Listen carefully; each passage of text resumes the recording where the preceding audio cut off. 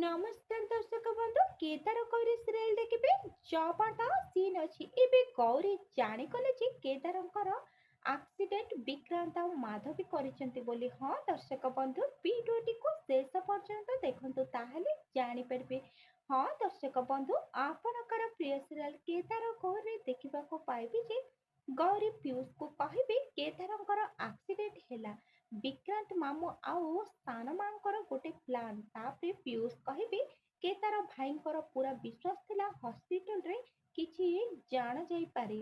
ଏପଟେ ମାଧବୀ ବିକ୍ରାନ୍ତଙ୍କର କାନକୁ ଧରି କହିବେ ଜୀବନକୁ କହ ହସ୍ପିଟାଲ ଯାଇକି ସେ ସିସିଟିଭି ଫୁଟେଜ ଆଣିକି ଆମକୁ ଦଉ। ତେଣୁକରି ମୁଁ ବି ଯିବି ହସ୍ପିଟାଲରେ ଆଉ ସେଇଠି ବି ମୁଁ ଇନକ୍ୱାରି କରିବି। ଏପଟେ ମାଧବୀ କହିବେ ସିସିଟିଭି ଫୁଟେଜ ଆମ ଖେଳ ବିଗାଡ଼ି ଦବ।